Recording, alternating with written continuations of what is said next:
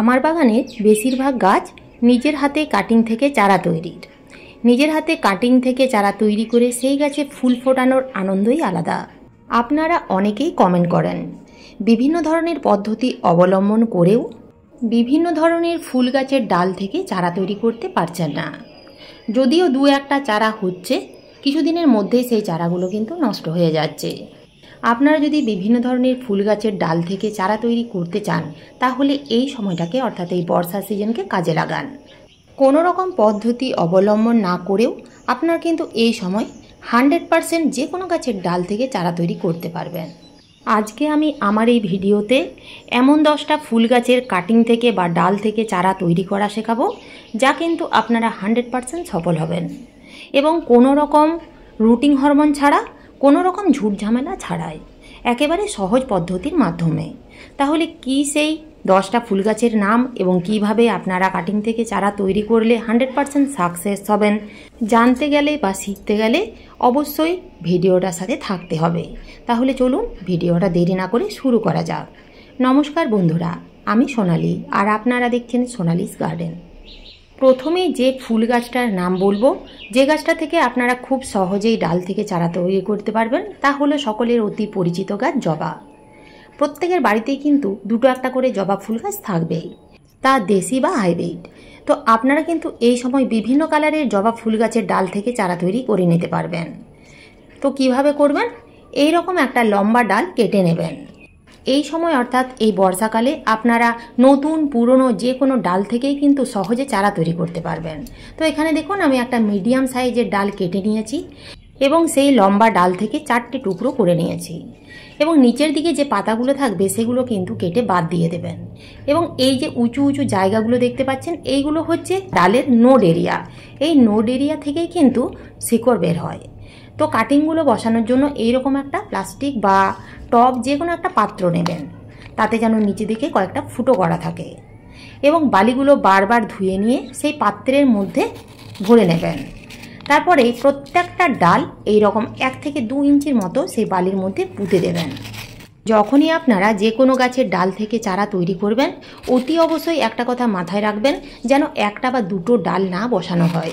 তখনই আপনারা কাটিং বসাবেন, একাধিক কাটিং বসাবেন এবং কাটিংগুলো বসানো হয়ে গেলে বড় কোনো গাছের নিচে রেখে দেবেন এবং ডালের এই যে মাথার দিকে যে কাটা অংশগুলো আছে, সেই কাটা অংশে হলুদের প্রলেপ লাগিয়ে দেবেন। এখন তো রোজ বৃষ্টি হচ্ছে, তো জল দেওয়ার কোনো প্রয়োজন নেই। যখন দেখবেন বৃষ্টি থেমে গেছে বা বালি যদি শুকিয়ে গেছে, উপরিভাগ যখন দেখবেন শুকিয়ে গেছে, তখন কিন্তু আপনারা প্রত্যেক দিন জলের স্প্রে করবেন। 2 নম্বরে যে ফুল গাছটার নাম বলবো তা হলো বাগানবিলাস বা বোগেনভেলিয়া। বন্ধুরা, এই গাছ কিন্তু নার্সারিতে কিনতে গেলে বেশ ভালো রকমের দাম দিয়ে কিনতে হয়। কোথাও যদি রাস্তার ধারে বা প্রতিবেশীর বাড়িতে যদি এইরকম ডাল দেখতে পান, তাহলে নিয়ে আসুন এবং কিভাবে সেই ডাল থেকে চারা তৈরি করবেন দেখে নিন। এখানে আপনারা দেখতেই পাচ্ছেন আমার বেশ কয়েকটা বোগেনভেলিয়া গাছ আছে। তো সেই গাছের ডাল আমি একটা কেটে নিচ্ছি। এই সময় আপনারা যদি এই রকম একটা সরু ডাল কেটে নিচের দিকের পাতাগুলো পরিষ্কার করে সেই পটের মধ্যেই যদি পুঁতে দেন, তাহলে এই ওয়েদারে কিন্তু খুব সহজে এবং খুব তাড়াতাড়ি সেই গাছের ডাল থেকে চারা তৈরি হয়ে যাবে। তো আপনারা এখানে দেখতেই পাচ্ছেন নিচের দিকের ডালগুলো কেটে নিলাম এবং কোনো রকম মিডিয়া তৈরি না করেও যদি সেই টবের মধ্যেও পুঁতে দেওয়া হয়, তাহলেও এই ওয়েদারে 100% সেই ডাল থেকে চারা তৈরি হয়ে যাবে। তো দেখুন সেই পটের মধ্যে আমি এইভাবে জাস্ট 1 থেকে 2 ইঞ্চির মতো কাটা ডালটা এইভাবে পুঁতে গোড়াটা চেপে দিলাম। টবের মধ্যে কাটিং না বসিয়েও এই রকম অনুষ্ঠান বাড়িতে যে গ্লাসগুলো ব্যবহার করা হয়, এই গ্লাসগুলোর মধ্যেও কাটিং বসাতে পারেন। শুধুমাত্র প্লেন বালি দিয়ে কিংবা বালির সাথে সামান্য একটু মাটি মিশিয়ে নিয়ে, এতে কিন্তু অনেক সুবিধা আছে। যেমন কতটা শিকড় তৈরি হচ্ছে তা দেখতে পাবেন। সব থেকে আর একটা বড় সুবিধা সেটা হচ্ছে অনেক সময় চারা গাছ তুলতে গিয়ে শিকড় ছিঁড়ে যায় বা নষ্ট হয়ে যায়। তো এর মধ্যে যদি আমরা কোনো কাটিং বসাই, চারা না তুলে আমরা পুরোটাই টবের মধ্যে প্রতিস্থাপন করতে পারি। এতে একটা চারাও নষ্ট হবে না বা মারা যাবে না। একটা গ্লাসে একটাই কাটিং বসান। কাটিং বসানোর সময় আপনারা গ্লাসের নিচে একটা হোল করে নেবেন। 3 নম্বরে যে গাছটার নাম বলবো তা হলো বেলি ফুলের গাছ। এই সময় আপনারা খুব কম সময়ের মধ্যে এবং সুন্দরভাবে বেলি ফুল গাছের ডাল থেকে চারা তৈরি করে নিন। আপনারা এখানে দেখতেই পাচ্ছেন প্রত্যেক দিন বৃষ্টি হওয়ার ফলে গাছের পাতা, মাটি, টব পুরো ভিজে আছে। তো এই রকম যদি একটা নিচের দিকে শক্ত বেলি ফুলের ডাল কেটে সেই টবের মধ্যেই যদি বসিয়ে দেওয়া হয়, তাহলেও মোটামুটি 10 থেকে 15 দিনের মধ্যেই এই ওয়েদারে 100% চারা তৈরি হয়ে যাবে।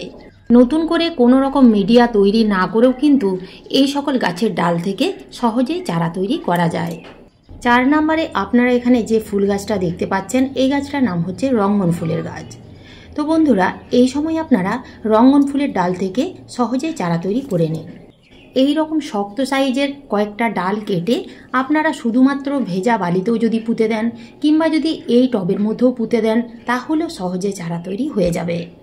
তাছাড়াও আপনারা এই রকম ছোট্ট ছোট্ট পটে এক একটা ডাল এক একটা পটে বসিয়ে দিন, দেখবেন কি সুন্দর চারা তৈরি হয়ে যাবে। মিডিয়া হিসেবে আপনারা বালি ব্যবহার করতে পারেন, কিংবা বালির সাথে সামান্য একটু মাটি মিশিয়ে নিতে পারেন। 5 নম্বরে টগর ফুল। টগর ফুলের গাছ থেকে আপনারা এই সময় খুব সহজে চারা তৈরি করে নিতে পারবেন। কন্টিনিউ বৃষ্টিপাতের ফলে দেখুন বন্ধুরা, ফুলগুলো কিন্তু গলতে শুরু করেছে।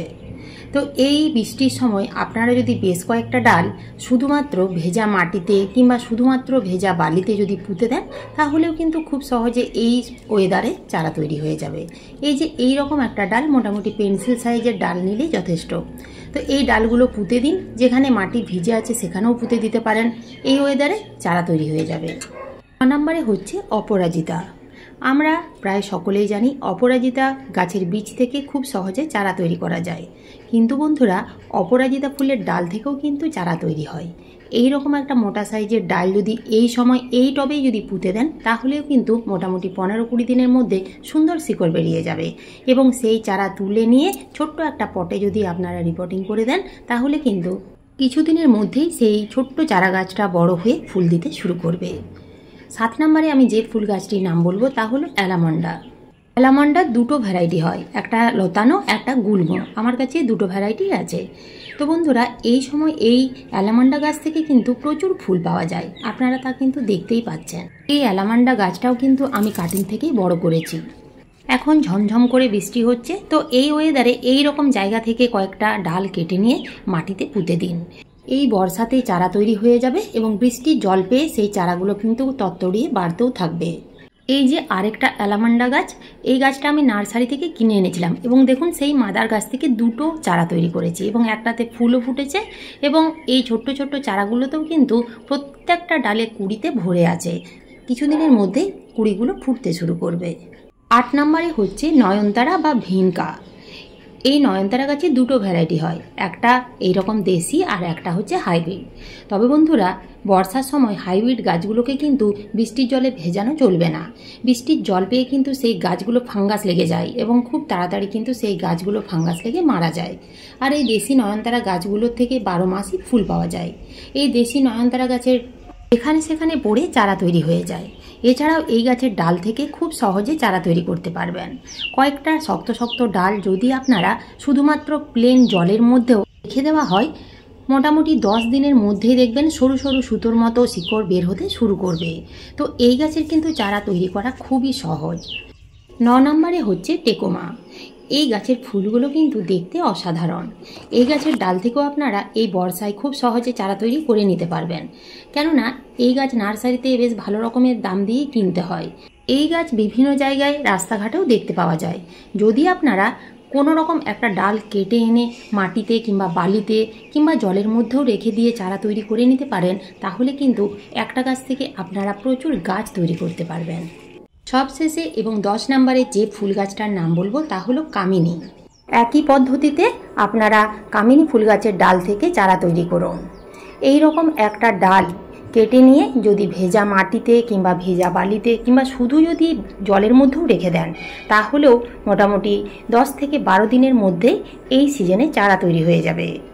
এই গাছ যদি আপনারা আপনাদের বাগানে 2-3টে রাখতে পারেন, তাহলে কিন্তু আপনাদের বাগান ফুলে এবং ফুলের গন্ধে ভরিয়ে রাখবে। এই 10টা ফুল গাছ ছাড়াও আপনারা কিন্তু একই পদ্ধতিতে গোলাপ, চন্দ্রমল্লিকা, মধুমালতী, ভুটান টগর, নীল টগর, এছাড়াও ফার্স্ট লাভ গাছের ডাল থেকেও কিন্তু খুব সহজে চারা তৈরি করতে পারবেন। তো এই ছিল আজকের আমার এই ভিডিওটা ভালো লাগলে একটা লাইক অবশ্যই দেবেন, কমেন্ট করতে ভুলবেন না। যে সকল বন্ধুরা আমার চ্যানেলের ভিডিও আজ প্রথমবার দেখছেন, সেই সকল বন্ধুরা আমার চ্যানেলটিকে সাবস্ক্রাইব করে পাশে থাকার অনুরোধ রইল। আপনারা সবাই ভালো থাকবেন, সুস্থ থাকবেন। ধন্যবাদ।